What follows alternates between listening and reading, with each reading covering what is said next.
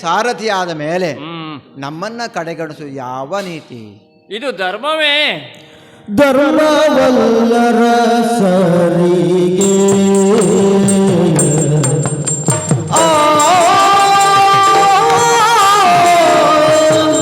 ಧರ್ಮವಲ್ಲರ ಸರಿಗೆ ನೋಡಿ ನಿಂತ ದುಷ್ಕರ್ಮ ವ್ಯಾತಕೋ ನಿನಗೆ ನೋಡಿ ನಿಂತ ದುಷ್ಕರ್ಮ ವ್ಯಾತಕೋ ನಿನಗೆ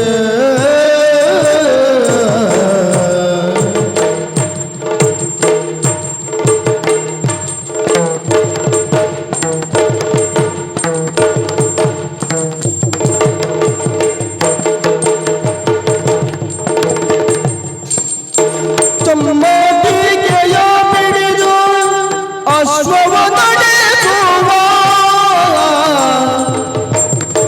ಚಮ್ಮಟಿಗೆಯ ಬಿಡಿದು ಚಮ್ಮಟಿಗೆಯ ಬಿಡಿದು ಅಶ್ವವ ನಡೆಸುವ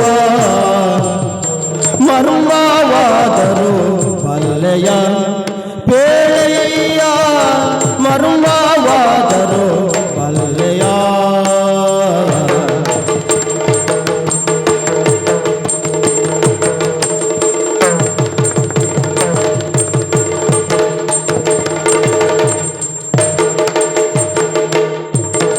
ಚಮ್ಮಟಿಗೆಯ ಬಿಡಿದು ಅಶ್ವವ ನಡೆಸುವ ಮರ್ಮವಾದರು ಬಲ್ಲೆಯ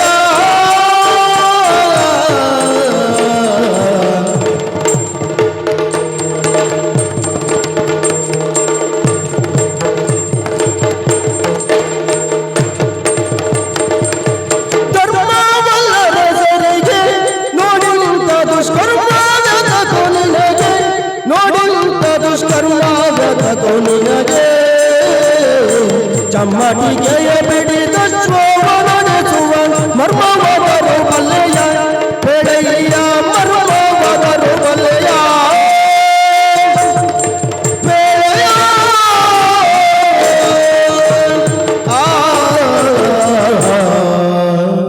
ಭೂಪತಿಗಳೇ, ರಥಾಶ್ವದ ವಾಗೆಗಳನ್ನ ನೀವು ಹಿಡಿದು ಸಾಗುತ್ತಿರುವುದು ಆಕ್ಷೇಪವನ್ನು ನಾ ಮಾಡಿದೆ. ನನ್ನ ಆಕ್ಷೇಪಕ್ಕೆ ಪ್ರತ್ಯುತ್ತರವಾಗಿ ಸಮರ್ಥನೀಯವಾದಂಥ ಅನೇಕ ಸಮರ್ಥನೆಗಳನ್ನು ನೀವು ಕೊಟ್ಟಿದ್ದೀರಿ. ಆದರೂ ನಾ ಕೇಳುವುದು, ಧರ್ಮ ಅಲ್ಲ ಅರಸರಿಗೆ ಈ ಸಾರಥಿತನ ಎನ್ನುವುದು, ಧರ್ಮ ಅಲ್ಲ ಅರಸರಿಗೆ. ಚಕ್ರವರ್ತಿಗಳಿಗೆ ನೀವು ಸಾರಥಿಯಾಗಿ ಬರುವುದಿದ್ರೆ ನಾನೇನು ಆಕ್ಷೇಪ ಹೇಳುವುದಿಲ್ಲ. ಕುಲದಲ್ಲಿ ಹೀನನಾದಂತಹ, ಅಲ್ಲ ಜಾತಿಯಲ್ಲಿ ಅಂತ ಹೇಳೋದು ಬೇಡ, ಕುಲದಲ್ಲಿ ಅಂತ ಹೇಳಬಹುದು. ಅಲ್ಲಿಯೂ ಯಾಕೆ ಹೇಳದೆ ಕುಲದಲ್ಲಿ ಹೀನ ಅಂತ ನಾನು ಯಾಕೆ ಹೇಳಿದೆ? ಸೂತಪಾಲಿತ ಪುತ್ರ ಎನ್ನುವಂತ ಕಾರಣಕ್ಕಾಗಿ ಮಾತ್ರ ನಾನು ಹೇಳಿದ್ದಲ್ಲ. ಸೂತ ಪಾಲಿತ ಪುತ್ರನೇ ಆದದ್ದರಿಂದ, ಸೂತಪುತ್ರ ಅಂತ ಆದರೆ ಅದಕ್ಕೊಂದು ಇಂಥವನೇ ತಂದೆ ಅಂತ ಹೇಳಬಹುದು. ಮತ್ತೆ ನೀವು ಆಡ್ತೀರಿ ಅಖಿಲಾಂಡ ಕೋಟಿ ಬ್ರಹ್ಮಾಂಡ ನಾಯಕ, ಬೇರೆ ತುಂಬಾ ಎಲ್ಲ ಹೇಳಿದ್ರಿ. ಏನೇ ಹೊಗಳಿಕೆಯನ್ನ ಮಾಡಿದ್ರು, ಏನೇ ನೀವು ನನ್ನನ್ನು ದೇವರಂತ ಹೇಳಿದ್ರು, ಒಬ್ಬ ತಾಯಿ ಹೆತ್ತ ಮಗನಲ್ವೇ? ನನಗೂ ನನ್ನದೇ ಆದ ಇತಿಮಿತಿಗಳಿಲ್ಲವೇ? ಮುತ್ತಿನ ಕಿರೀಟವನ್ನು ನೆತ್ತಿಯ ಮೇಲೆ ಇಟ್ಟುಕೊಂಡಂತಹ ನೀವು, ನಮ್ಮಲ್ಲಿ ಹಾಗುಂಟ? ಶಿಕೆಯಲ್ಲಿ ಕಾಣುವುದೇನು? ನವಿಲಗಿರಿ, ಶಿಖಿ ಪೆಂಚಮೌಳಿ ಅಷ್ಟೇ ಅಲ್ವ? ಮುತ್ತಿನ ಕಿರೀಟ ಕಾಣುವುದಿಲ್ಲ. ಸಿಂಹಾಸನ ಬಾಹಿರರಾದಂಥ ವಂಶ, ಶಾಪಗ್ರಸ್ತ ವಂಶದಲ್ಲಿ ಹುಟ್ಟಿ ಬಂದು ಅಂಥವರು ಇಂಥ ವೃತ್ತಿ ಮಾಡಬಹುದು. ಎಲ್ಲಿಯಾದರೂ ಸಿಂಹಾಸನ ಏರುವಂಥ ಪ್ರಯತ್ನ ನಾವು ಮಾಡಿದ್ದುಂಟ. ರಾಜಸೂಯಾದ್ವರಕ್ಕೆ ಕಂಟಕನಾಗಿದ್ದಂಥ ಜರಾಸಂಧನಂದ ಕೊಂದು ಕಳೆದರು, ಭೀಮನಿಂದ ಸೀಳಿದರು ಕೂಡ ಆತನ ಮಗನಾದಂಥ ಸಹದೇವನಿಗಲ್ಲೂ ಅಲ್ಲೇ ಪಟ್ಟ ಸಿಂಹಾಸನ ಏರುವಂಥ ಆಸೆ ಕೃಷ್ಣನಿಗುಂಟ. ದ್ವಾರಕೆಯನ್ನು ನಿರ್ಮಾಣ ಮಾಡಿದ ಅಣ್ಣ ಬಲಭದ್ರನಿಗಲ್ವ ಕೊಟ್ಟಿದ್ದು. ಹಾಗೆ ಮಾವ ಕಂಸನನ್ನು ಕೊಂದ ಕಾಲಕ್ಕೂ ಸಿಂಹಾಸನ ಏರುವಂಥ ಅಭಿಲಾಷೆಯನ್ನು ಹೊಂದಿದವನಲ್ಲ. ನನ್ನ ವ್ಯಾಪ್ತಿ, ನನ್ನ ಇತಿ ಮಿತಿಗಳನ್ನು ಅರಿತು ನಡೆಯುವವನು. ಹಾಗಾಗಿ ಇದು ನಿಮಗೆ ಧರ್ಮವೋ ಯಾಕೆ ಮತ್ತೆ ಆಡಿದೆ? ಹಾ ಸಾರಥಿಗೂ ಮತ್ತು ರಥಿಕನಿಗೂ ಒಂದಿಷ್ಟು ಸಂಬಂಧಗಳಿರ್ತದೆ. ನಮ್ಮಲ್ಲಿ ಇದೆ, ಹಾ ನಿಮ್ಮಲ್ಲಿ ಹೇಗೆ ಅನ್ನೋದು ಗೊತ್ತಿಲ್ಲ. ಓ ರಥಿಕ ರಥವನ್ನು ಏರುವಾಗ ಆತನ ಕೈ ಹಿಡಿದು ಏರಿಸಬೇಕು. ಆತನ ಇಳಿಯುವ ಪೂರ್ವದಲ್ಲಿ ಇಳಿದು ಆತನನ್ನ ಕೈ ಹಿಡಿದು ಕೆಳಗಿಳಿಸಬೇಕು. ರಥಿಕನ ದಿಗ್ದರ್ಶನದಂತೆ ಸಾರಥಿ ರಥವನ್ನ ಚಲಿಸಬೇಕು. ನಿಯಮ. ಆದರೆ ಪಾರ್ಥನ ರಥದಲ್ಲಿ ಹಾಗಿಲ್ಲ. ನನ್ನ ಯಾವ ನಿರ್ದೇಶನಕ್ಕೂ ಪಾರ್ಥ ಪ್ರತಿರೋಧವನ್ನು ಒಡ್ಡುವುದಕ್ಕಿಲ್ಲ.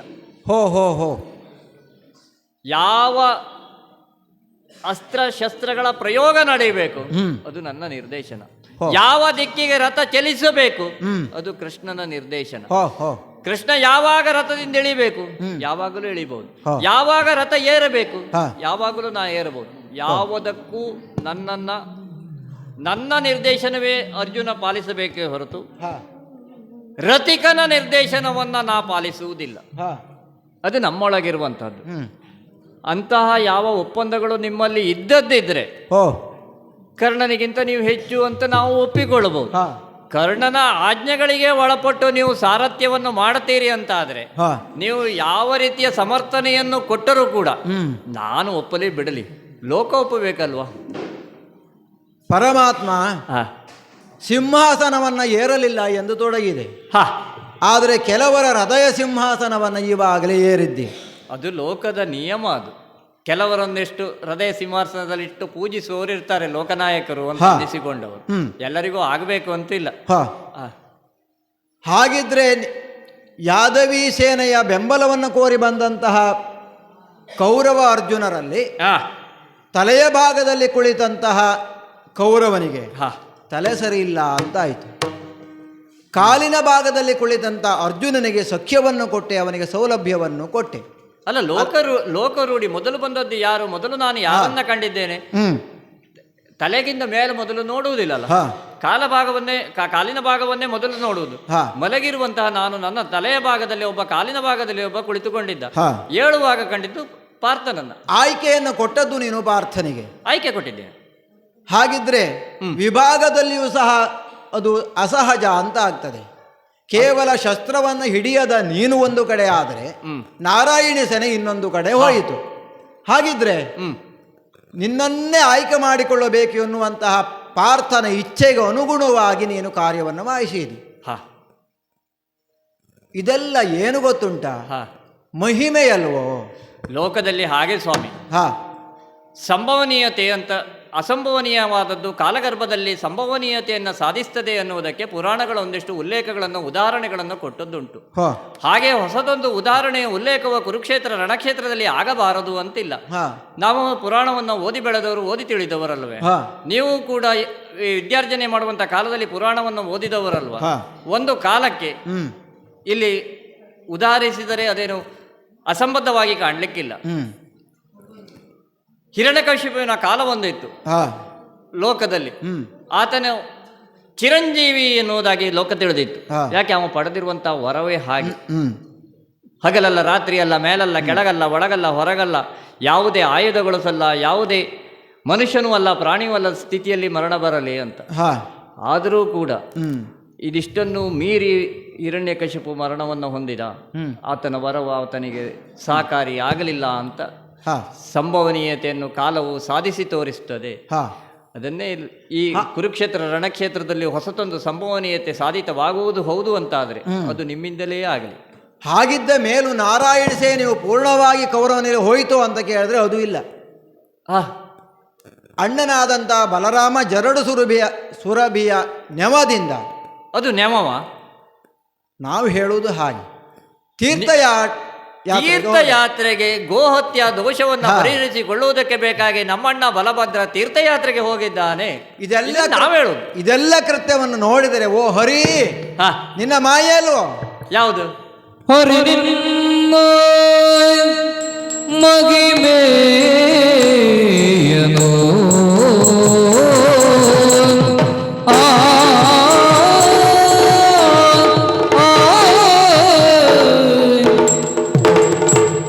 ಹರಿ ನಿನ್ನ ಮಗ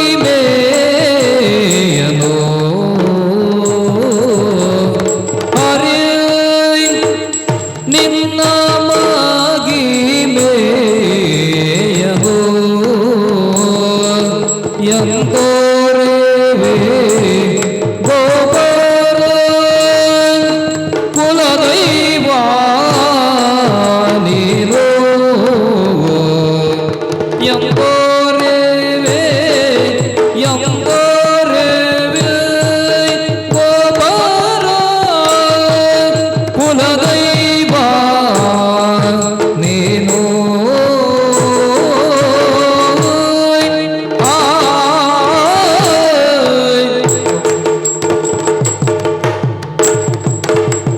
ಹರಿ ನಿನ್ನ ಮಗಿಮೆಯದೋ ಎಂದೋರೆವೆ ಗೋಪರ ಕುಲದೈವ ನೀನು ಎಂದೋರೆವೆ ಗೋಪರ ಕುಲದೈವ ನೀನು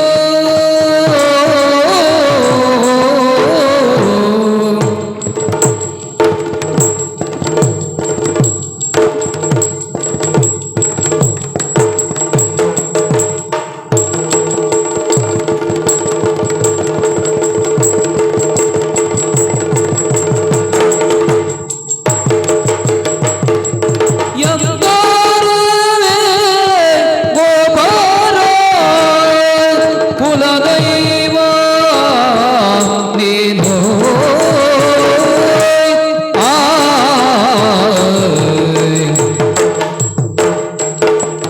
ತುರದ ಲಕ್ಷಣ ಏನ ಬಲ್ಲೆ ಬೇಳೆನು ತಲೆ ತುರದ ಲಕ್ಷಣ ತುರದ ಲಕ್ಷಣ ಏನ ಬಲ್ಲೆ ಏನ ಬಲ್ಲೆ ಏನ ಬಲ್ಲೆ ಬೇಳೆನೋ ತಲೆ ಜರದ ಸಂಗೋ ದೇವರೆಗೋ ಕೈ ಮುಗಿದು ತುರದ ಲಕ್ಷಣ ಏನ ಬಲ್ಲೆ ಬೇಳೆನು ತಲೆ ಜರದ ಸಂಗತಿ ಬೆರೆದು ಕೈ ಮುಗಿದು ಹರಿ ನಿನ್ನ ಮಗಿಮೆಯನು ಎಂದೋರೆವೆ ಗೋಪರ ಕುಲ ದೈವ ನೀನು ಎಂದೋರೆವೆ ಗೋಪರ ಕುಲ ದೈವ ನೀನು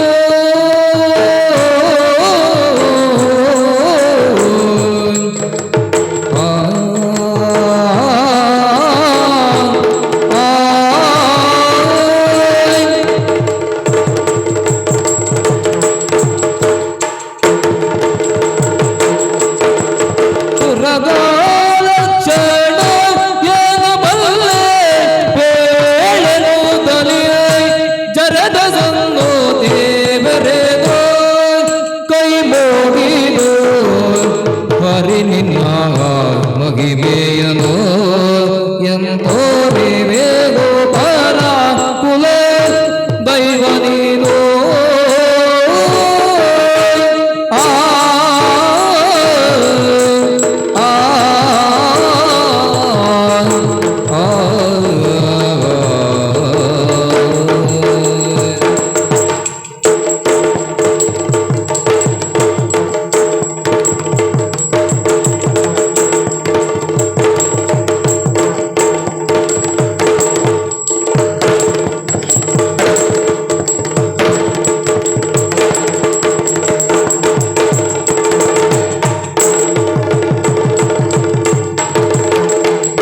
ಹರಿನೆಂಬ ಮಹಿಮೆಯನು ಎಂದೋರೆವೆ ಗೋಪರ ಕುಲದೈವ ನೀನು ಹರಿಯೇ ಓ ಪರಮಾತ್ಮ, ಭೂಪತಿಗಳೇ, ಪ್ರಥಮವತವಾಗಿ ನೋಡಿದ ಕೂಡಲೇ ನೀನು ಸಾರಥಿತನದ ಬಗ್ಗೆ ಮಾತಾಡಿದೆ. ಬರುಬರುತ್ತಾ ಆ ಧರ್ಮ ಕರ್ಮ ಮರ್ಮದ ಬಗ್ಗೆ ಮಾತನಾಡುತ್ತಾ ಬಂದಿ. ಹಾಗಿದ್ದೆ ನಾನು ಎನಿಸಿಕೊಳ್ಳುವುದು ಹೇಗೆ? ಹೇಗೆ? ಹಿಂದೆ ತಾಯಿಯನ್ನು ಕೊಂದಂತಹ ಪರಶುರಾಮರು ದೇವರಾಗಿಯೇ ಹೋಗಿದ್ದಾರೆ. ಹಾಗಂತ ಅವರ ಆದರ್ಶವನ್ನು ಬೇರೆಯವರು ಅನುಕರಣೆ ಮಾಡುವ ಹಾಗಿಲ್ಲ. ಪರಶುರಾಮರು ತಾಯಿ ತಲೆ ಕಡಿದಿದ್ದಾರೆ, ಪುನಃ ಬದುಕಿಸಿಕೊಂಡಿದ್ದಾರೆ ಅಂತ ಮತ್ತೊಬ್ಬ ತಾಯಿಯನ್ನು ತಲೆ ಕಡಿದರೆ ಬದುಕಿಸುವುದಕ್ಕೆ ಜನ ಇಲ್ಲಲ್ಲ. ಹಾಗಿದ್ರೆ ಅದು ಧರ್ಮ ಸೂಕ್ಷ್ಮ ಅಂತ ಪರಿಗಣನೆ ಬರ್ತದೆ. ಮತ್ತೆ ನಿನ್ನನ್ನು ನೋಡಿದರೆ ಸೋದರ ಮಾವನನ್ನು ಕೊಂದಿ. ಧರ್ಮಸ್ಥಾಪನೆಗೆ, ಧರ್ಮಸ್ಥಾಪನೆಗೆ ಆಕ್ಷೇಪ ಅಲ್ಲ. ಹಾ, ಮಾತುಳಾಂತಕ ಎನ್ನುವುದಾಗಿ ಗೌರವವನ್ನು ಸಂಪಾದಿಸಿದಿ. ಲೋಕ ಆಡ್ತದೆ. ಹಾಗಿದ್ದೆ ಕೆಲವು ಭಕ್ತರು ನಿನ್ನನ್ನು ಸಹ ದೇವರು ಅಂತ ಎನ್ನುವುದಾಗಿ ಪರಿಗಣನೆ ಮಾಡಿದರು. ನೀನೇ ಹೇಳಿದ ಹಾಗೆ ನಮ್ಮ ತಲೆಯಲ್ಲಿ ಮುತ್ತಿನ ಕಿರೀಟ ಇಲ್ಲ, ಅಭಿಷೇಕ ಮಾಡಲು ಇಲ್ಲ, ಅಥವಾ ಒಂದು ದೇಶದ ರಾಜನಾಗಿ ಶಾಸಕನಾಗಿ ಶಾಸಕತ್ವವನ್ನು ಅನುಗುಣೆ ಮಾಡುವ ಹಾಗೂ ಇಲ್ಲ ಎನ್ನುವುದಾಗಿ ಹೇಳಿದೆ. ಕೇವಲ ಅಮಾನ್ಯವಾದಂಥ ನವಿಲುಗರೆಯನ್ನು ತೋರಿಸಿ ಮುತ್ತಿನ ಕಿರೀಟ ಇಲ್ಲ, ನವಿಲುಗರೆ ಕಾಣಿಸ್ತದೆ ಎನ್ನುವಾಗಿ ಹೇಳ್ತಾ ಇದ್ದೆ ಪರಮಾತ್ಮ. ಹಾಗಿದ್ರೆ ಜನಪದರು ನಂಬಿಕೆಯಿಂದಲೋ ಅಥವಾ ನಿನ್ನ ಮೇಲಿನ ದೇವರು ಎನ್ನುವ ಭಾವದಿಂದ ಆಡುವಂಥ ಒಂದು ಕತೆ ನನಗೆ ನೆನಪಾಗ್ತದೆ. ಆಸ್ತಿಕ ಪ್ರಪಂಚ. ಆಸ್ತಿಕ ಪ್ರಪಂಚದವರು ತ್ರೇತಾಯುಗದಲ್ಲಿ ರಾಮ ಲಕ್ಷ್ಮಣ ಸೀತೆಯರು ವನವಾಸ ದೀಕ್ಷೆಯನ್ನು ಕೈಗೊಂಡಂತಹ ಕಾಲದಲ್ಲಿ ನೀರಡಿಕೆ ಆಯ್ತಂತೆ. ಹಾಗಿದ್ದ ನೀರಿರುವಂತಹ ಸ್ಥಳ ಎಲ್ಲಿ ಉಂಟು ಕೇಳಿದ್ರೆ ಯಾರಿಗೂ ಗೊತ್ತಿಲ್ಲ. ಇದ್ದದ್ದು 3 ಜನ. ಹಾಗಿದ್ರೆ ಅಲ್ಲಿಗೆ ಬಂದಂತ ಒಂದು ನವಿಲು ನನಗೆ ನೀರಿರುವಂತಹ ಸ್ಥಳ ಗೊತ್ತುಂಟು, ಅಲ್ಲಿಗೆ ಹೋಗುವ ಎನ್ನುವುದಾಗಿ ಕರ್ಕೊಂಡು ಹೋಗಿತಂತೆ. ಆ ನವಿಲಿನ ವೇಗಕ್ಕೆ ಅನುಗುಣವಾಗಿ ಹೆಜ್ಜೆ ಹಾಕಲು ಸಾಧ್ಯವಾಗದೇ ಇದ್ದಂಥ ಈ ಮೂವರು ನೋಡಿದಂಥ ನವಿಲು ಹೇಳ್ತಂತೆ, ನಿಮ್ಮ ಸ್ಥಳದ ಗುರುತಿಗಾಗಿ ಒಂದೊಂದೇ ಗರಿಯನ್ನು ಕೆಳಗೆ ಬೀಳಿಸ್ತೇನೆ, ಅದರ ದಾರಿಯಾಗಿಯೇ ಬಂದು ನೀರನ್ನು ನೀವು ದಾಹವನ್ನು ಇಂಗಿಸಿಕೊಳ್ಳಬಹುದು ಎನ್ನುವುದಾಗಿ. ಆ ನೀರಿರುವಂತಹ ಸ್ಥಳಕ್ಕೆ ಹೋದಂತಹ ರಾಮಲಕ್ಷ್ಮಣ ಸೀತೆಯರಿಗೆ ಅಲ್ಲಿ ಕಂಡು ಬಂದಂತಹ ದೃಶ್ಯ ಎನ್ನುವಂತಹದ್ದು ಸಖ್ಯವಾಗಲಿಲ್ಲ. ಗರಿಯನ್ನು ಕಳೆದುಕೊಂಡಂತಹ ಕೇವಲ ಮಾಂಸೆಯ ಮುದ್ದೆಯಾದಂತಹ ನವಿಲು ಪ್ರಾಣೋತ್ಕ್ರಮಣ ಸ್ಥಿತಿಯಲ್ಲಿ ಇತ್ತಂತೆ. ಆವಾಗ ರಾಮ ಹೇಳಿದಂತೆ, ನೀನು ಮಾಡಿದಂತೆ ಈ ಯುಗದಲ್ಲಿ ನೀನು ಮಾಡಿದಂತಹ ಉಪಕಾರವನ್ನು ಹಿಂದಿನ ಮುಂದಿನ ಯುಗದಲ್ಲಿ ನಾನು ತೀರಿಸ್ತೇನೆ ಋಣವನ್ನು ಎನ್ನುವುದಾಗಿ. ಇದು ಕಥೆಯೋ ಅಥವಾ ಜನಜನಿತವಾದದ್ದೋ ಗೊತ್ತಿಲ್ಲ. ಮುಂದಿನ ಯುಗದಲ್ಲಿ ದ್ವಾಪರೆಯಲ್ಲಿ ನೀನು ಕೃಷ್ಣನಾದಿ. ಆಸ್ತಿಕ ಮಹಾಶಯರು ಹೇಳುವ ಹಾಗೆ ಅವತರಣ, ನಮ್ಮದೆಲ್ಲ ಪತನ. ಹಾಗಿದ್ರೆ ಅವತರಿಸಿದಂತಹ ನೀನು ಅದೇ ನವಿಲಿನ ಋಣದ ತೀರ್ಮಾನಕ್ಕೋಸ್ಕರವಾಗಿಯೇ ನವಿಲುಗರಿಯನ್ನ ಕಿರೀಟದಲ್ಲಿ ಇಟ್ಟಿ ಎನ್ನುವುದಾಗಿ ನನ್ನ ಭಾವನೆ. ಅಮಾನ್ಯವಾದಂಥ ನವಿಲುಗರಿಯೊಂದು ದೇವರ ಕೋಣೆಗೂ ಹೋಗ್ತದೆ, ಅಂತಹ ಪ್ರಾಶಸ್ತ್ಯವೂ ಸಿಗ್ತದೆ. ಹೂವಿನ ಮಾಲೆಯಲ್ಲಿ ಇರತಕ್ಕಂತಹ ದಾರವೊಂದು ದೇವರ ಮುಡಿಯನ್ನು ಸೇರ್ತದೆ.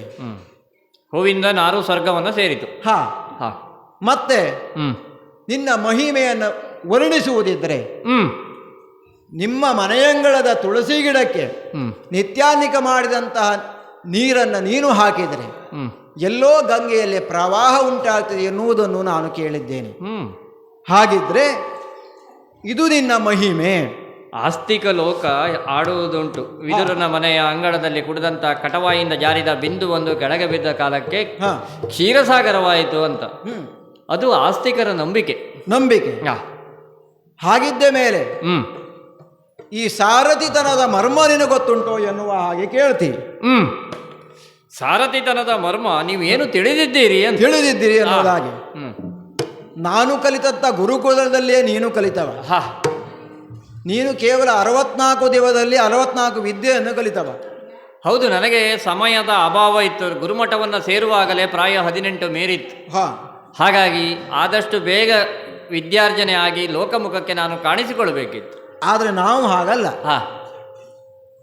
ಅಶ್ವರಥವೋ ರಥಕಲ್ಪವೋ ಎನ್ನುವುದನ್ನು ಒಂದೇ ವಿಷಯದ ಬಗ್ಗೆ 4-6 ವರ್ಷ ಕಲಿತವರು ನಾವು. ಅದಕ್ಕೆ ವಿರುದ್ಧಾರ್ಥಕವನ್ನು ಸೂಚಿಸ್ತಾರೆ. ಒಂದೇ ವಿಷಯವನ್ನು 4-6 ವರ್ಷ ಕಲಿಯುವುದಂತಾದಾಗ ವಿಷಯದ ಜಟಿಲತೆ ಒಂದು, ವಿಷಯದಲ್ಲಿ ಉತ್ತೀರ್ಣರಾಗದೇ ಇರುವುದು ಇನ್ನೊಂದು ಇರ್ತದೆ. ನೀವು ಹೇಗಂತ ನನಗೆ ಅರ್ಥ ಆಗಲಿಲ್ಲ. ಯಾವುದು ಗೊತ್ತುಂಟ, ಒಂದು ವಿದ್ಯೆಯನ್ನು ಕಲಿಯುವುದಕ್ಕೆ ಕಷ್ಟಪಡುವುದು, ಮತ್ತೊಂದು ಆ ವಿದ್ಯೆಯಲ್ಲಿ ಉನ್ನತಿಯನ್ನು ಸಾಧಿಸುವುದು, ಕರತಲಾಮಲಕ ಮಾಡಿಕೊಳ್ಳು. ಒಂದೇ ವಿಷಯದ ಬಗ್ಗೆ ಅಧ್ಯಯನ ಮಾಡಿ ಮಾಡಿ ಮಾಡಿ ಅದರಲ್ಲಿಯೇ ಪದವಿಯನ್ನು ಪಡೆಯುವುದು. ಸ್ನಾತಕೋತ್ತರ ಪದವಿ ಇರಲಿ, ಅಂತಹ ಪದವಿಯನ್ನು ಪಡೆಯುವುದು. ನಿನ್ನ ಹಾಗೆ ಒಂದೊಂದು ದಿವಸಕ್ಕೆ ಒಂದೊಂದೇ ವಿದ್ಯೆ ಕಲಿತವರಲ್ಲ. ನಾನು 64 ದಿನದಲ್ಲಿ 64 ವಿದ್ಯೆಯನ್ನು ಕಲಿತು ಗುರುಗಳಿಗೆ ವಂದಿಸುವ ಕಾಲಕ್ಕೆ ಅವರೇ ಆಡಿದ್ದು. ನೀನು ಸಂಪೂರ್ಣವಾಗಿ ನನ್ನಲ್ಲಿರುವಂಥ ವಿದ್ಯೆಯನ್ನು ನಿನಗೆ ದಾರೆ ಎರೆದಿದ್ದೇನೆ ಎಂದು. ಹಾ ಹಾ. ಹಾಗಿದ್ರೆ ಹ್ಮ್ ಅಶ್ವರದೇವ ರಥಕಲ್ಪದ ಬಗ್ಗೆ ಸವಿಸ್ತಾರವಾಗಿ ತಿಳಿದುಕೊಂಡ ಈ ಶಲ್ಯನಲ್ಲಿ ಹಾ ಮರ್ಮದ ಬಗ್ಗೆ ಮಾತನಾಡ್ತಾ ಇದ್ದಿ ಪರಮಾತ್ಮ. ಹ್ಮ್ ನನ್ನ ಮರ್ಮ ಅಲ್ಲ, ಹಾ ನಿನ್ನ ಒಳಗಿನ ಮರ್ಮ ಏನು ಅಂತ ನನಗೆ ಗೊತ್ತಾಯಿತು. ಏನು? ಇಲ್ಲಿ ಶಲ್ಯನ ತುಡುಕಿದ್ರೆ, ಶಲ್ಯನನ್ನ ಕೆಣಕಿದ್ರೆ ಹಾ ಪರಿಣಾಮ ಕೌರವನ ಮೇಲಾಗ್ತದೆ ಎನ್ನುವಂಥ ದೂರಾಲೋಚನೆ ಎನ್ನುವುದು ನನಗೆ ಸುಸ್ಪಷ್ಟವಾಗಿದೆ. ಹ್ಮ್ ಹಾಗಿದ್ದ ಮೇಲೆ ಹ್ಮ್ ನೀನು ಹ್ಮ್ ಕಲ್ಯಾಣವನ್ನು ಹೊಂದುವ ಅಥವಾ ಮದುವೆಯ ಮಂಟಪದಲ್ಲಿ ತಲೆಬೋಳಿಸುವಂತಹ ಪ್ರಕ್ರಿಯೆ ಇಲ್ಲ. ಹಾ ಆದರೆ ನಿನ್ನ ಮಹಿಮೆಯಲ್ಲಿ ಅದೂ ಆಗ್ತದೆ. ಆಗಿದೆ ಆಗಿದೆ. ರುಕ್ಮಿಣಿಯನ್ನು ಮದುವೆ ಆದಂತ ನೀನು ರುಕ್ಮನ ತಲೆಯನ್ನು ಬೋಳಿಸಿದ್ದಿ. ಬೋಳಿಸಿದ್ದೇನೆ. ಹಾಗಿದ್ದೆ ಹಾ ಎಲ್ಲ ಸಂದರ್ಭವನ್ನು ಕುರುಕ್ಷೇತ್ರದಲ್ಲಿ ನೆನಪಿಸ್ತಿದ್ದೀರಿ. ಹಾಗಿದ್ರೆ ಹರಿ ನಿನ್ನ ಮಹಿಮೆಯನ್ನು ಎಂತೊರೆವೆನು, ಹಾ ಅಥವಾ ನೀನು ಮಮ ಪ್ರಾಣಾಯಿ ಪಾಂಡವ ಎನ್ನುವುದಾಗಿ ಮಮ ಪ್ರಾಣಾಯಿ ಪಾಂಡವ ಎನ್ನುವುದಾಗಿ ಅತ್ತೆ ಕುಂತಿದೇವಿಗೆ ಪಾಂಚಾಲದ ಕುಂಬಾರನ ಮನೆಯಲ್ಲಿ ನಾನು ಆಡಿದ್ದೆ. ಹಾಗೆ ಆರ್ತರಾಗಿ ದೀನರಾಗಿ ನಿಂತಿರುವಂಥ ಐವರು ಪಾಂಡವರನ್ನ ನನ್ನ ಬೊಗಸೆಯಲ್ಲಿ ಎತ್ತಿ ಆಡಿದ್ದೇನೆ. ಹಾ ಅಂತಹ ವಿಧವೆಯಾದರೂ ನೀವು ಹೋಗಿ ಸೇರಿರುವಂತಹ ಕೌರವ ಆಡಿದ್ದು ನಿಷ್ಪಾಂಡವ ಪೃಥ್ವಿ ಎನ್ನುವುದಾಗಿ. ಈ 18 ದಿನದಲ್ಲಿ ಒಂದೋ ನಿಷ್ಪಾಂಡವ ಪೃಥ್ವಿ ಆಗಬೇಕು, ಇಲ್ಲ ಪಾಂಡವರೈವರನ್ನ ನಾನು ರಕ್ಷಿಸಬೇಕು. ಹಾಗಿದ್ರೆ ನಿನ್ನ ದೇವತ್ವ ಅಲ್ಲಿಯೇ ಪ್ರಕಟವಾಗಿದೆ ಅಂತ ಅರ್ಥ ಆಯ್ತು. ಅಂತಹ ವಿಧವೆಯಾದರೂ ಸಹ ಯಾರು ಹಿರಿಯರು ಬಂದರೂ ಕಾಲಿಗೆ ಬೀಳುವಂತಹ ಸನ್ನಿವೇಶ ಸೃಷ್ಟಿಯಾಗುವುದಿಲ್ಲ. ವಿಧವೆಯೊಬ್ಬಳು ಯಾರಿಗೂ ನಮಸ್ಕರಿಸಬೇಕು ಅಂತಿಲ್ಲ, ಆದರೆ ನಮಸ್ಕರಿಸಬಾರದು ಅನ್ನುವುದು ಶಾಸ್ತ್ರ ಹೇಳಲಿಲ್ಲ. ಹಾಗಿದ್ರೆ ನಿನಗೆ ನಮಸ್ಕರಿಸ್ತಾಳ ಎನ್ನುವಲ್ಲಿ ನಿನ್ನ ದೈವತ್ವ ಅಲ್ಲೇ ಪ್ರಕಟವಾಗಿದೆ. ಹಾಗೆ ಹಿರಿಯನಾದಂಥ ವಿದುರನು ನಮಸ್ಕರಿಸಿದ್ದಾನೆ. ಹಾ ಎಂತೊರೆವೇನು, ಅಥವಾ ನೀನು ಪಾಂಡವರು ನಿನ್ನನ್ನ ಎಂತೂ ಒರೆಯುತ್ತಾರೋ ಎನ್ನುವುದ ಬಗ್ಗೆ ನನಗೆ ಕುತೂಹಲ. ಪೊರೆಯುವುದು. ಹಾಗಿದ್ದ ಮೇಲೆ ಶಲ್ಯಭೂಪತಿಗಳೇ ನಿಮಗೆ ಸಾರಥಿತ್ವದ ಮರ್ಮ ಗೊತ್ತುಂಟ ಎನ್ನುವುದಾಗಿ ಕೇಳ್ತಾ ಇದ್ದಿ. ನಾವು ಆವಾಗ ಕಲಿತಂತಹ ರಥಕಲ್ಪಕ್ಕೂ ಈವಾಗ ಬರುವಂತಹ ರಥಕ್ಕೂ ವ್ಯತ್ಯಾಸ ಇರಬಹುದು. ಆ ವ್ಯತ್ಯಾಸವನ್ನು ಕಾಲಕಾಲಕ್ಕೆ ಅನುಗುಣವಾಗಿ ನಾನು ತಂತ್ರಜ್ಞಾನದಲ್ಲಿ ವ್ಯತ್ಯಾಸ ಆಗಬಹುದು. ಬಂಧಿಸಿರುವಂತಹ ಕುದುರೆಗಳು ಅದೇ, ತಿರುಗುತ್ತಿರುವಂತಹ ಗಾಲಿಗಳು ಅದೇ, ಹೊಸ ಹೊಸ ಆವಿಷ್ಕಾರಗಳಾಗ್ತದೆ. ತಂತ್ರಜ್ಞಾನ ಬದಲಾಗುತ್ತದೆ. ಹಿಂದೆ ತೆಗಿಲಿಕ್ಕೆ, ಮುಂದೆ ತೆಗಿಲಿಕ್ಕೆ, ಪಕ್ಕಕ್ಕೆ ಹೋಗ್ಲಿಕ್ಕೆ ಆಗಿರ್ಬೋದು. ಆದ್ರೆ ಅದನ್ನು ಕರತಲ ಮಲಕ ಮಾಡಿಕೊಂಡವ ನಾನು. ಹಾಗಿದ್ರೆ ರಥದ ಮರ್ಮದ ಬಗ್ಗೆ, ಸಾರಥಿಯ ಮರ್ಮದ ಬಗ್ಗೆ ನಿಮಗೆ ಪಾಠ ಹೇಳುವಷ್ಟು ನನಗೆ ಗೊತ್ತುಂಟು. ಹೌದು. ಹಾಗಿದ್ರೆ ನಿಮ್ಮ ನಿರ್ದೇಶನ ಅರ್ಜುನನಿಗೆ ಪಾರ್ಥನಿಗೆ ಎನ್ನುವುದಾಗಿ ನೀವು ಹೇಳ್ತಾ ಇದ್ದೀರಿ.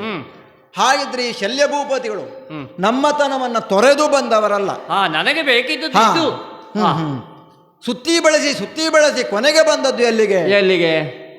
ನಿಮ್ಮತನವನ್ನ ತೊರೆದು ನೀವು ಇಲ್ಲಿಗೆ ಬಂದಿದ್ದೀರಿ ಎನ್ನುವುದಾಗಿ ಕೇಳ್ತಾ ಇದ್ದೀವಿ. ತೊರೆದು ಜೀವಿಸಬಹುದೇ ಹರಿ ನಿನ್ನ ಮಹಿಮೆಯನ್ನು. ಹಾಗಿದ್ರೆ ನಿನ್ನ ಮಹಿಮೆಯನ್ನು ಇಲ್ಲಿ ಒಪ್ಪಿಕೊಳ್ಳಬೇಕಾಗ್ತದೆ ನಾವು. ಶಲ್ಯಭೂಪತಿಗಳು ಉನ್ನತ ಮಟ್ಟದವರು, ಒಂದು ಸೇನಾಧಿಪತ್ಯವನ್ನು ವಹಿಸಿಕೊಳ್ಳಬೇಕಾದವರು. ಭೀಷ್ಮರಿಗೆ ಕೊಡುವಂತಹ ಪೂರ್ವದಲ್ಲಿಯೇ ಯಾರ ಈ ಸೇನಾಧಿಪತಿಗಳು ಎನ್ನುವುದಾಗಿ ಶಲ್ಯಾದಿ ಮುಖ್ಯರು ಎನ್ನುವುದು ನನ್ನ ಮುಖ ನೋಡಿದ. ಹೌದೌದು, ನಿಮ್ಮ ಹೆಸರು ಸೂಚಿಸಲ್ಪಟ್ಟಿದೆ ಎನ್ನುವುದು ನಮ್ಮ ಸೂಚಿಸಿದ್ದಲ್ಲ. ಯಾರಾಗಬಹುದು? ನನ್ನ ಹತ್ರ ಕೇಳಿದೆ, ನಾನೇ ಆಗಬೇಕಂತ ಹೇಳಲಿಕ್ಕೆ ಬರ್ತದ? ಅಲ್ಲ, ನಿಮ್ಮ ಹೆಸರು ಅಲ್ಲಿ ಯಾರೋ ಸೂಚಿಸಿದ್ದಾರಂತೆ. ಸೂಚಿಸುವುದು ಬೇರೆ, ಆದರೆ ಅನಿವಾರ್ಯವಾಗಿ ಭೀಷ್ಮರಿಗೆ ಸೇನಾಧಿಪತ್ಯ ಹೋಯಿತು. ಅನಿವಾರ್ಯ ಅನ್ನೋದಕ್ಕಿಂತ ಅನುಮೋದನೆಗೆ ಜನ ಇರಲಿಲ್ಲ, ಅನುಭವ ಉಂಟು. ಹಾಗಿದ್ರೆ ಅವರು ಶರಶೆಯಲ್ಲಿ ಮಲಗಿದ ಮೇಲಾದರೂ ಎಂದು ಪೀಠ ಸಿಗ್ತದೆ ಎನ್ನುವುದಾಗಿ ಭಾವಿಸಿದರೆ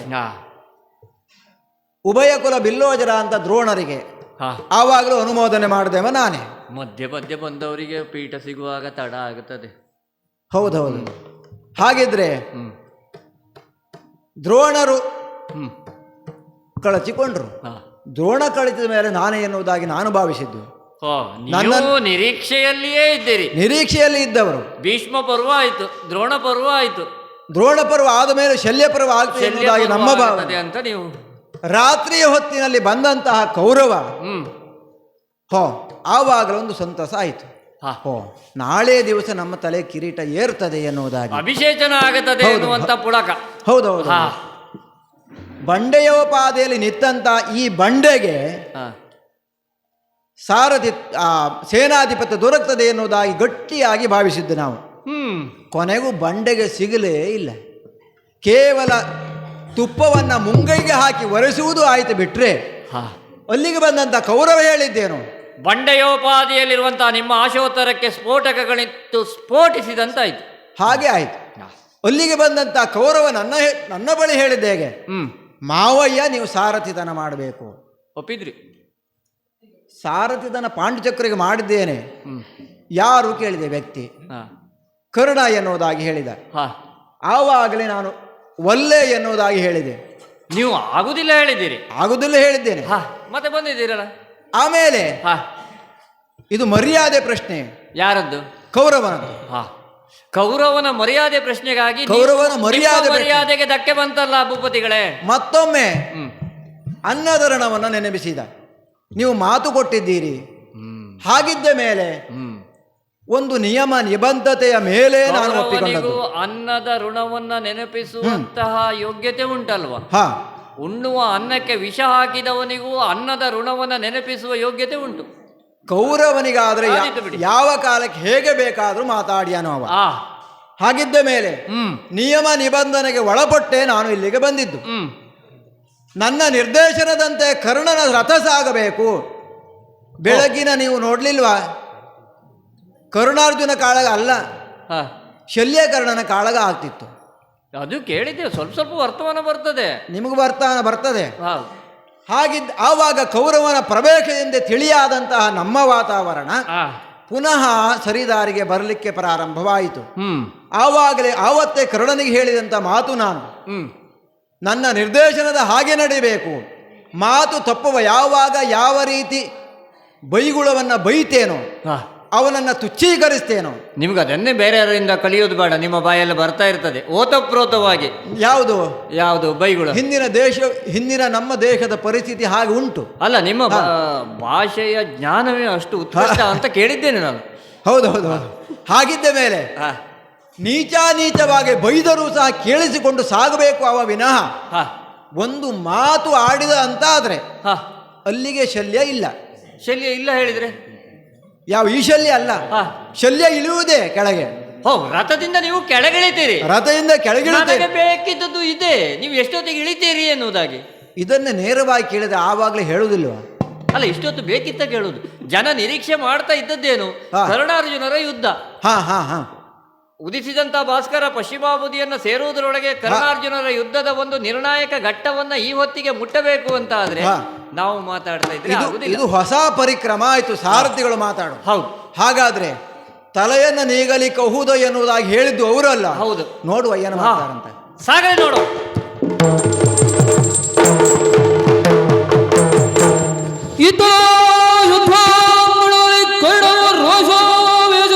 ಅರ್ಜುನ ನಡೆದ ಏನಂತದೆ ಅಂದರೆ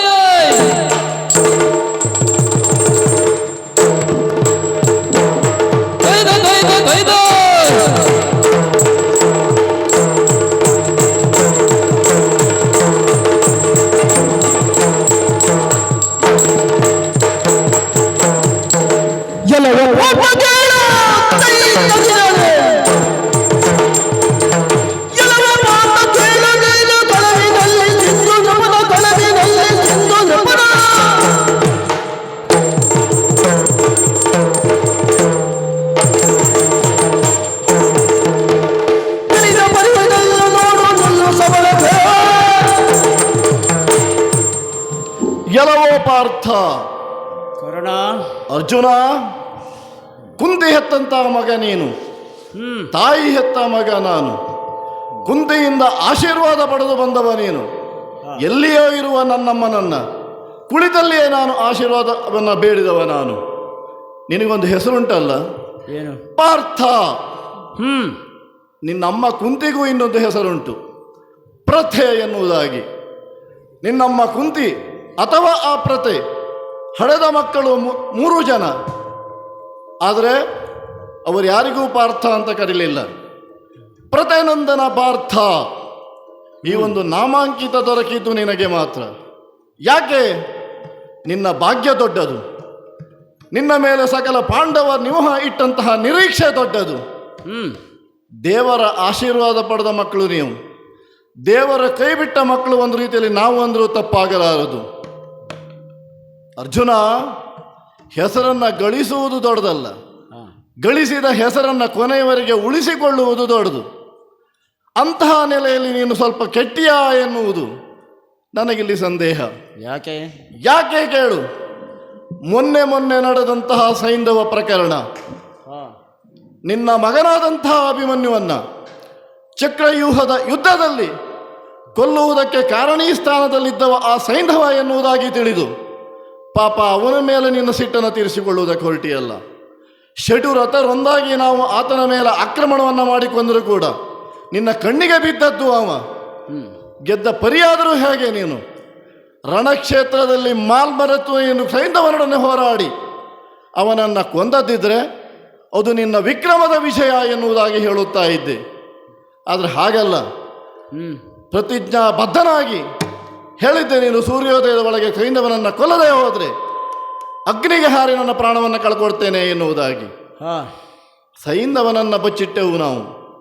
ಶಕಟವ್ಯೂಹನ್ನೋ ಸೂಜಿವ್ಯೂಹನ್ನೋ ಬಲಿದು ಕೇಂದ್ರ ಸ್ಥಾನದಲ್ಲಿ ಜಯದ್ರಥನನ್ನಿರಿಸಿ ದಳಗಳೋಪಾದಿಯಲ್ಲಿ ನಾವು ಅವನ್ನು ಕಾಯುತ್ತಾ ಇರುವಾಗ ಸಂಜೆಯಾದರೂ ನಿನಗೆ ಕೃಷ್ಣನ ಸೈಂಧವನನ್ನು ಮುಟ್ಟಲಿಕ್ಕೆ ಆಗಲಿಲ್ಲ.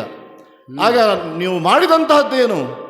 ನೀನು ನಿನ್ನ ಭಾವ ಸೇರಿಕೊಂಡು ಒಂದು ನೆರಳು ಬೆಳಕಿನ ಆಟವನ್ನು ಮಾಡಿದ್ರಿ. ಕತ್ತಲಾದಂತೆ ನಮ್ಮಲ್ಲಿ ಭ್ರಮೆಯನ್ನು ಹುಟ್ಟಿಸಿ ನಿರಾಯುಧನಾಗಿ ಬಂದು ನಿಂತ ಸೈಂಧವ ನೀನು ಸಾಯುವ ಚಂದ ನೋಡುವುದಕ್ಕೆ.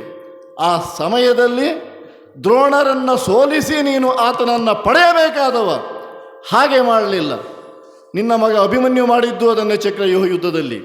ಸೈಂಧವನನ್ನು ಬಿಟ್ಟು ಆಚೆ ಹಾರಿ ಮಧ್ಯ ವ್ಯೂಹದಲ್ಲಿ ಸಿಲುಕಿಕೊಂಡ. ಉಳಿದ ಪಾಂಡವರಿಗೆ ಬರಲಿಕ್ಕಾಗಲಿಲ್ಲ. ಆ ರೀತಿಯಲ್ಲಿ ನೀನು ಕೂಡ ನೇರವಾಗಿ ಬಾಣವನ್ನು ಆ ಸೈಂಧವನ ಕಂಠಕ್ಕೆ ಪ್ರಯೋಗಿಸಿದೆಯಲ್ಲ, ಜೊತೆಯಲ್ಲಿ ಅದರ ಹಿಂದೆ ಇನ್ನೊಂದು ವಜ್ರಾಯುಧವನ್ನು ಪ್ರಯೋಗಿಸಿ ಆತನ ತಲೆ ಕುರುಕ್ಷೇತ್ರದ ಸಮೀಪದಲ್ಲಿ ತಪಸ್ಸಿಗೆ ಕುಳಿದಂತಹ ವೃದ್ಧಕ್ಷತ್ರಿಯನ ತಲೆಯಲ್ಲಿ ಕೈಯಲ್ಲಿ ಬೀಳುವ ಹಾಗೆ ಅರ್ಘ್ಯವನ್ನು ನೀಡುವುದಕ್ಕೆ ಸಿದ್ಧನಾದಂತಹ ಆತನ ಕೈಯಲ್ಲಿ ಈ ಸೈಂಧವನ ತಲೆ ಬಿತ್ತು. ಕೈಯಲ್ಲಿ ಏನು ಹೊರದುಂಟು ಎನ್ನುವುದಾಗಿ ತಿಳಿದು ಅದನ್ನು ಕೆಳಗೆ ಚೆಲ್ಲಿದ. ಸೈಂಧವನ ಆ ವೃದ್ಧಕ್ಷತ್ರಿಯ ಪಡೆದಂತಹ ಒಂದು ವರವೇ ಹಾಗೆ. ಯಾರು ನನ್ನ ಮಗನ ತಲೆಯನ್ನು ಕೆಳಗೆ ಹಾಕ್ತಾರೋ ಅವರ ತಲೆ ಸಹಸ್ರ ಹೋಳಾಗಲಿ ಎನ್ನುವುದಾಗಿ. ಹಾಗೆಯೇ ಸೈಂಧವನ ತಲೆ ಕೆಳಗೆ ಬಿತ್ತು. ಆತನೂ ಕೂಡ ಮೃತನಾಗಿ ಹೋದ. ಇದೋ ನಡೆದಂತಹ 16 ದಿನಗಳ ಯುದ್ಧ. 10 ದಿನ ಭೀಷ್ಮರ ಸೇನಾಧಿಪತ್ಯ, 5 ದಿನ ದ್ರೋಣರ ಸೇನಾಧಿಪತ್ಯ.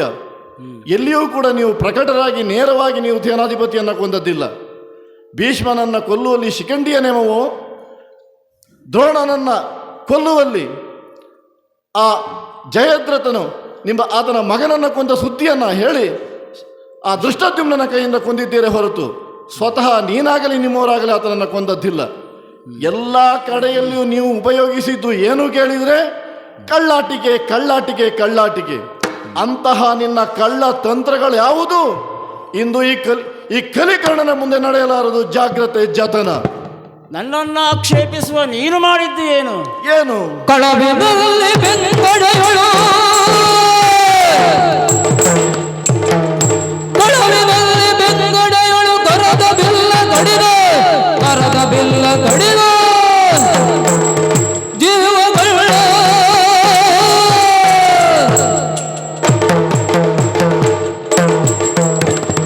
ಕಳ್ಳಲನ್ನು ಬಲ್ಲವೋ ಕಾಣದಿನ ಬಲಿಯ ಸಾಕ್ಷಿ ಸಮೇತವಾಗಿ ಸಾಧಾರವಾಗಿ ನನ್ನನ್ನು ಆಕ್ಷೇಪಿಸುತ್ತಾ ಇದ್ದೀಯ. ನಿನ್ನಿಂದಾಗಿ ಇಲ್ಲಿಯವರೆಗೆ ವಿಜಯ ಸಾಧಿಸಿದ್ದಲ್ಲ ಎನ್ನುವುದಾಗಿ. ಓಹೋ. ಭೀಷ್ಮರು 10 ದಿನಗಳ ಕಾಲ ಹೋರಾಡಿ ಮಣಿದರು. ನಿಜ. ಅಲ್ಲಿ ಶಿಖಂಡಿಯನ್ನು ನಾವು ಮುಂದಿರಿಸಿದ್ದು ನಿಜ. ಕೊಲ್ಲಲಾಗದೆ ಭೀಷ್ಮನ ಬಿಡದಿಯನ್ನು ನೀವು ಪ್ರವೇಶಿಸಿ ಆತನಲ್ಲಿ ಕೇಳಿದ್ದು ಅಜ್ಜ ನಿನ್ನ ಕಾಯಬೇಕು ಎನ್ನುವುದಾಗಿ. ಯಾವ ಕಾಯ? ಅಲ್ಲಿ ಕಾಯ ಎನ್ನುವ ಶಬ್ದಕ್ಕೆ 3 ಅರ್ಥ ಉಂಟು. ಭೀಷ್ಮನ ಭೌತಿಕವಾದಂತಹ ಶರೀರ ಆ ಕಾಯಬೇಕು ಎನ್ನುವುದಾಗಿ. ಆಗ ಭೀಷ್ಮ ಹೇಳಿದ್ದು ಅದಕ್ಕೆ ಇನ್ನೂ ನೀವು ಸ್ವಲ್ಪ ಸಮಯ ಕಾಯಬೇಕು ಎನ್ನುವುದಾಗಿ. ಎಲ್ಲಿಯವರೆಗೆ? ಶಿಖಂಡಿಯನ್ನು ಎದುರು ಮಾಡುವವರೆಗೆ ಆ ಮರ್ಮವನ್ನು ತಿಳಿದು ನೀವು ಭೀಷ್ಮನ ಕೊಂದಿದ್ದೀರಿ ಅಂತ ಹೇಳುವುದು ನಾನು. ಆದರೂ ಅವನನ್ನು ಕೊಲ್ಲುವುದು ಸಾಧ್ಯವಾಗಿಲ್ಲವಾಗಿತ್ತು ನಮಗೆ. ಅದಕ್ಕಾಗಿ ಶರಶಯ್ಯೆಯಲ್ಲಿ ಅವರನ್ನು ಮಲಗಿಸಿದ್ದೇನೆ. ಇನ್ನು ದ್ರೋಣಾಚಾರ್ಯರು ಉಭಯರಿಗೂ ಅವರು ಗುರುಸ್ಥಾನದಲ್ಲಿ ಇದ್ದಂತಹ ಆ ದ್ರೋಣಾಚಾರ್ಯರನ್ನ 5 ದಿನಗಳ ಕಾಲ ನಮ್ಮ ಸೇನೆಯ ಬಹಳಷ್ಟನ್ನು ನಾಶ ಮಾಡಿದವರು. ಹೀಗೆ ಬಿಟ್ಟರೆ ಸರ್ವವು ನಾಶವಾಗಿ ಹೋಗುತ್ತದೆ ಎನ್ನುವಂತಹ ವಿಚಾರ ತಿಳಿದಂತಹ ಕೃಷ್ಣನ ಸೂಚನೆಯಂತೆ ಧರ್ಮರಾಯ ಹೇಳಿದ, ಅಶ್ವತ್ಥಾಮೋ ಹತಃ ಕುಂಜರಃ ಎನ್ನುವುದಾಗಿ. ಕುಂಜರಃ ಎನ್ನುವ ಶಬ್ದವನ್ನು ಮೆಲುದನಿಯಲ್ಲಿ ಆತ ಉಚ್ಚರಿಸಿದ. ಭಗದತ್ತನ ಕುಂಜರ ಎನ್ನುವಂತಹ ಆನೆ, ಅಶ್ವತ್ಥಾಮ ಎನ್ನುವಂತಹ ಆನೆ ಭೀಮನ ಗದಾಘಾತಕ್ಕೆ ಸಿಲುಕಿ ಮೃತಪಟ್ಟಾಗ ನಿಮ್ಮ ದ್ರೋಣ ಒಂದು ಹೇಳಿದ್ದ, ಧರ್ಮಜನ ಬಾಯಿಯಲ್ಲಿ ಏನು ಹೇಳಿದ್ರೆ ಅದು ನಾನು ಸತ್ಯ ಅಂತ ನಂಬುತ್ತೇನೆ ಎನ್ನುವುದಾಗಿ. ಆದರೆ ಧರ್ಮರಾಜ ಸುಳ್ಳು ಹೇಳಿದ ಹಾಗೆ ಆಗಲಿಲ್ಲ. ಧರ್ಮರಾಜ ಸುಳ್ಳು ಹೇಳಲಿಲ್ಲ. ಅಶ್ವತ್ಥಾಮೋ ಹತಃ ಕುಂಜರ ಎನ್ನುವಾಗ ಕೃಷ್ಣ ಶಂಕ ಊದಿದ, ದ್ರೋಣರ ಕಿವಿ ಬೀಳಲಿಲ್ಲ. ಆದರೆ ಧರ್ಮರಾಜ ಹೇಳಿದರಿಂದಲಾಗಿ ಇದು ನಿಜವೆಂದೇ ನಂಬಿದಂತಹ ಆ ಗುರುಗಳು ಮೌನಕ್ಕೆ ಶರಣಾದರು, ಧ್ಯಾನಾವಸ್ಥೆಗೆ ಹೋದರು. ಅವರ ಶಿರಸ್ಸಿನಿಂದ ಒಂದು ಜ್ವಾಲೆಯೂ ಹೊರಟು ಹೋಯಿತು. ಆ ಸಮಯವನ್ನು ಕಾದು ಕುಳಿತಂತಹ ಈ ದೃಷ್ಟದ್ಯುಮ್ನ ಹೋಗಿ ಅವರ ಜುಟ್ಟನ್ನು ಹಿಡಿದು ತಲೆಯನ್ನು ಕಡಿದ ಅಲ್ವಾ. ಅಲ್ಲಿಗೆ 15ನೇ ದಿನದ ಪ್ರಕರಣ ಮುಗಿದಂತಾಯಿತು. ಅಂದು ಎದುರಾಗಿ ನೀವು ಕೊಂದದ್ದು ಎಲ್ಲಿಯೂ ಇಲ್ಲ ಅನ್ನುವುದು ಸಾಬೀತಾಯ್ತಲ್ಲಿ. ಆಮೇಲೆ 16ನೇ ದಿನದ ಏನಿದ್ದರೂ ನಿನ್ನದೇ ಬಿಡು ಸೇನಾಧಿಪತ್ಯ. ಮೊದಲ ದಿನ ಏನು ಮಾಡಲಿಕ್ಕೂ ಆಗಲಿಲ್ಲ. ಉಭಯ ಸೇನೆಗಳಿಗೂ ಸ್ವಲ್ಪ ಪ್ರಮಾಣದ ನಷ್ಟವೇನೂ ಆಯಿತು. ಆದರೆ ಇವತ್ತಿನ ದಿನದಲ್ಲಿ ನನ್ನ ಮುಂದೆ ನಿಂತು ನನ್ನನ್ನು ಅರಸಿ ನೀನು ಬಂದಿದ್ದೀಯ. ಬಂದೆ ನಿಂತು ಹೇಳುತ್ತಾ ಇರುವುದೇನು, ಕಳವಿನಲ್ಲಿ ಆ ಸಿಂಧುನಿಬನನ್ನ ಗೆದ್ದೆ ಎನ್ನುವುದಾಗಿ. ಅಷ್ಟು ಹೇಳುವ ನೀನು ಮಾಡಿದ್ದೆ ಏನು? ಏನು ಮಾಡಿದ್ದೇನೆ? ಹದಿಹರೆಯದ ತರುಣನಾದಂತಹ ನನ್ನ ಮಗ ಅಭಿಮನ್ಯು, ನೀವು ದ್ರೋಣಾಚಾರ್ಯರು ಬಲಿದಂತಹ ಆ ಪದ್ಮವ್ಯೂಹವನ್ನು ಹೊಕ್ಕು ಹಂತ ಹಂತವಾಗಿ ಎಲ್ಲರನ್ನು ಮಹಾರಥಿಗಳನ್ನೆಲ್ಲ ಸದೆಬಡಿಯುತ್ತಾ ಮುಂದೆ ಮುಂದೆ ಸಾಗುತ್ತಾ ಇರುವಾಗ ಹೆದರಿದಂತಹ ನೀವು ಎದುರಿನಿಂದ ಆತನನ್ನು ಎದುರಿಸಲಾಗದೆ ಬೆಂಗಡೆಯಿಂದ ಏನು ಮಾಡಿದೆ ನೀನು? ಆತನ ಬಿಲ್ಲನ್ನು ಕತ್ತರಿಸಿದೆ. ಆತನಿಗೆ ಹಿಂದಿನಿಂದ ಬಾಣ ಬಿಟ್ಟು ಆತನು ರಥದಿಂದ ಬೀಳುವ ಹಾಗೆ ಮಾಡಿದ್ದು ನೀನೇ ಅಲ್ಲವೇ? ನನಗೆ ಉಪದೇಶ ಮಾಡುತ್ತಾ ಇದ್ದೀಯ.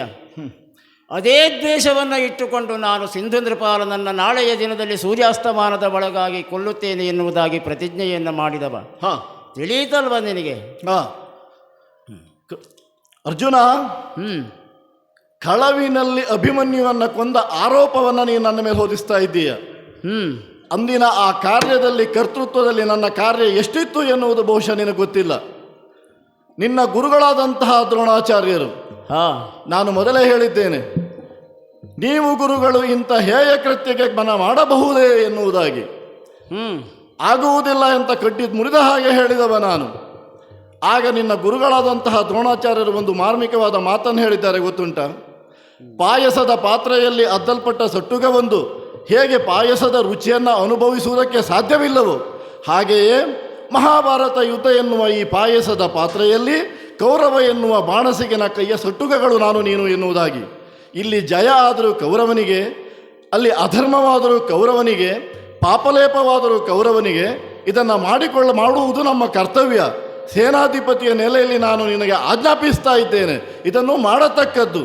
ತಪ್ಪಿದರೆ ನಿನ್ನ ಮೇಲೆ ಶಿಸ್ತುಬದ್ಧ ಕ್ರಮ ಕೈಗೊಳ್ಳಲಾಗುವುದು ಎಂದಾಗ ಅನಿವಾರ್ಯವಾಗಿ ಮಾಡಿದ್ದೇನೆ. ಎಲ್ಲಿಯಾದರೂ ನನ್ನ ಸ್ವಯಂ ಕೃತಿಯಲ್ಲಿ ನಾನು ತಪ್ಪಿದ್ದಿದ್ರೆ ಅದನ್ನು ಹೇಳು. ಆದರೂ ನಿನ್ನಿಂದಾಗಲೇ ಅಭಿಮನ್ಯು ಸತ್ತ ಎನ್ನುವುದಂತೂ ದಿಟ. ಅದು ನೀನೇ ಪ್ರತ್ಯಕ್ಷವಾಗಿ ಆತನನ್ನು ಖಡ್ಗದಿಂದ ಕೊಲ್ಲದೇ ಇದ್ದರೂ ಸಹ ಬಿಲ್ಲು ಹೀನನಾದಂತಹ ಆತ ಗದೆಯನ್ನು ಹಿಡಿದುಕೊಂಡು ದುಶ್ಯಾಸನನ ಮಗನೊಂದಿಗೆ ಹೋರಾಡಿ ಬಸವಳಿದು ಆತ ಸತ್ತ ಬಿಡು. ಆ ಬಗ್ಗೆ ನನಗೆ ಖೇದ ಇದೆ. ಇಷ್ಟು ಮಾತ್ರವಲ್ಲದೆ ನಿನ್ನದನ್ನು ಕೊಚ್ಚಿಕೊಳ್ಳುವ ನೀನು ಗೋಗ್ರಹಣ ಕಾಲದಲ್ಲಿ ಏನು ಮಾಡಿದೆ ಹೇಳು? ಏನು ಮಾಡಿದೆ? ತ್ರಿಗರ್ತರಾಜನಾದಂತಹ ಸುಶರ್ಮನ ಪ್ರೇರಣೆಯಂತೆ ಸುಯೋಧನ ಅಜ್ಞಾತವಾಸದಲ್ಲಿದ್ದಂತಹ ನಮ್ಮನ್ನು ಹಿಡಿಯಬೇಕು, ನಮ್ಮನ್ನು ಪತ್ತೆ ಹಚ್ಚಬೇಕು, ತನ್ಮೂಲಕವಾಗಿ ಮತ್ತೆ 12 ವರ್ಷಗಳ ವನವಾಸ, 1 ವರ್ಷಗಳ ಅಜ್ಞಾತವಾಸವನ್ನು ವಿಧಿಸಬೇಕೆಂದು ಕಾಯುತ್ತಾ ಇದ್ದಂತಹ ಸುಯೋಧನ ಗೋಗ್ರಹಣದ ನೆಪದಲ್ಲಿ ಅಲ್ಲಿಯವ ವಿರಾಟ ನಗರಿಗೆ ಬಂದಂತಹ ಸೇನೆಯನ್ನ ನಾವೆಲ್ಲರೂ ಅಂದರೆ ಅರ್ಥಾತ್ ಅಲ್ಲಿ ಮಾರುವೇಷದಲ್ಲಿಯೇ ಇದ್ದೆವು, ನಾವಿನ್ನು ಪ್ರಕಟಗೊಂಡಿರಲಿಲ್ಲ ಆ ಸಮಯದಲ್ಲಿ. ಆವಾಗ ಎದುರುಗೊಂಡಂತಹ ನಿನ್ನನ್ನು ಬಿರುಸಿನ ಬಾಣಗಳಿಂದ ನಿನ್ನನ್ನು ಒಮ್ಮೆ ಮೂರ್ಛೆಗೆ ಹೋಗುವಂತೆ ಮಾಡಿದೆ. ಮತ್ತೆ ಸುಯೋಧನ ಎದುರಾದ ಅವನನ್ನು ಅದೇ ರೀತಿಯಲ್ಲಿ ಘಾತಿಗೊಳಿಸಿದಾಗ ಪ್ರಜ್ಞೆ ತಪ್ಪಿದಂತಹ ನೀನು ಮತ್ತೆ ಎಚ್ಚೆತ್ತು ಮತ್ತೆ ಬಂದವ. ಆಗ ಮತ್ತೆ ನಿನ್ನ ತೋಳು, ತೊಡೆ, ಕತ್ತು, ಹಣೆ ಯಾವುದನ್ನು ನೋಡದೆ ಬಿರುಸಿನ ಬಾಣಗಳನ್ನು ಬಿಟ್ಟವ. ನಿನ್ನ ಕವಚವನ್ನೂ ಹೊಕ್ಕು ಬಾಣಗಳು ನಿನಗೆ ಘಾಸಿಯನ್ನು ಮಾಡಿದ್ದು ಇದೆಲ್ಲ ನೆನಪಿಲ್ಲವೇ ನಿನಗೆ? ಗೋಗ್ರಹಣವಲ್ಲ ಪಾರ್ಥ,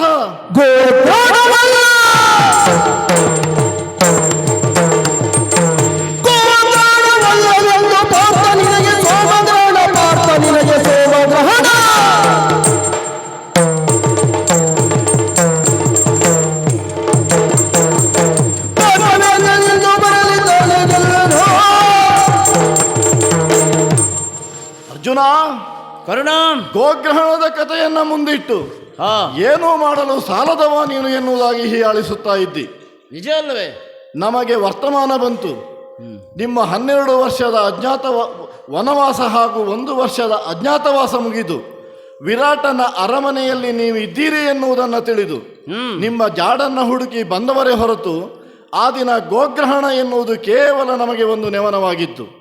ನಮಗೆ ಬೇಕಾದದ್ದು ಗೋವುಗಳಲ್ಲ, ನಿಮ್ಮ ಇರುವಿಕೆ ಆ ದಿನ ನಮಗೆ ಬೇಕಾಗಿತ್ತು. ಆದ್ದರಿಂದಲೇ ಅದಕ್ಕಾಗಿ ನಾವು ಬಂದವರು. ಈ ವಿಷಯವನ್ನು ತಿಳಿದಂತಹ ನೀನು ಸಂಮೋಹನಾಸ್ತ್ರವನ್ನು ನಮ್ಮ ಮೇಲೆ ಪ್ರಯೋಗಿಸುವುದರ ಮೂಲಕ ಮಲಗುವಂತೆ ಮಾಡಿದ. ಸಂಮೋಹನಾಸ್ತ್ರದ ಎದುರು ಯಾರು ಯುದ್ಧವನ್ನು ಮಾಡುವ ಸ್ಥಿತಿಯಲ್ಲಿ ಇರಲಿಲ್ಲ. ಆದರೆ ಆ ಸಂಮೋಹನಾಸ್ತ್ರ ಎನ್ನುವಂತಹದ್ದು ಒಬ್ಬ ಅಖಂಡ ಬ್ರಹ್ಮಚಾರಿಯನ್ನ ಗಾರ್ತಿಸುವುದಕ್ಕೆ ಸಾಧ್ಯ ಇರಲಿಲ್ಲ. ನಾವೆಲ್ಲರೂ ಸ್ಮೃತಿ ತಪ್ಪಿದ್ರೂ ಕೂಡ ಭೀಷ್ಮರಲ್ಲಿ ಸ್ಮೃತಿ ತಪ್ಪಲೇ ಇಲ್ಲ. ಆದ್ದರಿಂದ ಆವಾಗ ಎಚ್ಚೆತ್ತವರು, ನಾವು ನಿದ್ದೆ ಹೋದವರು ಎಲ್ಲರೂ ಒಂದೇ ರೀತಿಯಾದೆವು. ಆಗ ನಮ್ಮ ಮೈ ಮೇಲಿರುವ ಬಟ್ಟೆಯನ್ನು ನೀನು ತೆಗೆದುಕೊಂಡು ಹೋದೆ ಎನ್ನುವುದನ್ನು ನಾವು ಕೇಳಿಬಲ್ಲೆವು. ನಿದ್ದೆಯಲ್ಲಿ ಇರುವಂತಹ ನಮ್ಮನ್ನ ನೀನು ಗೆದ್ದಿದ್ದೀಯೋ ಹೇಗೆ ತೆಗೆದುಕೊಂಡು ಹೋಗಿದ್ಯೋ ಎನ್ನುವುದು ಮುಖ್ಯ ಅಲ್ಲ. ಇದೋ ಅದು ಆ ಕಥೆಯನ್ನ ಬಿಡು. ಸೋಮ ವಂಶದವ ನೀವಲ್ವ? ಇವತ್ತು ನಿಮಗೆ ಈ ಕರ್ಣ ಇಂದಿನ ಯುದ್ಧದಲ್ಲಿ ಒಂದೋ ನಾನು ಕರುಣನ ಸರಳಿಗೆ ನಿನ್ನ ಕೊರಳು ಅಥವಾ ನಿನ್ನ ಸರಳಿಗೆ ನನ್ನ ಕೊರಳು ಎನ್ನುವ ಪ್ರತಿಜ್ಞಾ ಬದ್ಧನಾಗಿ ಬಂದಿದ್ದೇನೆ. ಈ ಪ್ರತಿಜ್ಞೆಯನ್ನು ನೀನು ಈಡೇರಿಸಿಕೊಳ್ಬೇಕು ಅಂತ ಹೇಳಿ ಆದ್ರೆ ಆ ಭಾರ್ಗವೇಂದ್ರನನ್ನ ಕರೆಸಬೇಕಾದೀತು ನೀನು. ಭಾರ್ಗವೇಂದ್ರನಿಗೆ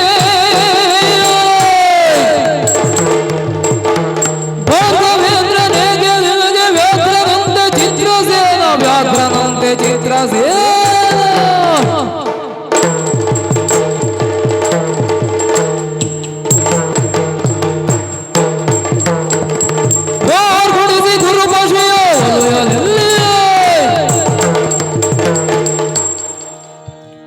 ಪರಶುರಾಮರು ಅವರು ಯಾಕೆ ನಿನಗೆ ನಿನಗೆ ಶಸ್ತ್ರ ಅಸ್ತ್ರಗಳನ್ನು ಹೇಳಿಕೊಟ್ಟಂತಹ ಗುರುಗಳಲ್ಲವೇ? ನಿನಗೆ ಗುರುಗಳವರು. ಕರುಣ, ವಿಶ್ವಕರ್ಮನಿಂದ ರಚಿಸಲ್ಪಟ್ಟಂತಹ ಆ ಬಿಲ್ಲನ್ನ ಇಂದ್ರನಿಗೆ ನೀಡಿದ. ಇಂದ್ರ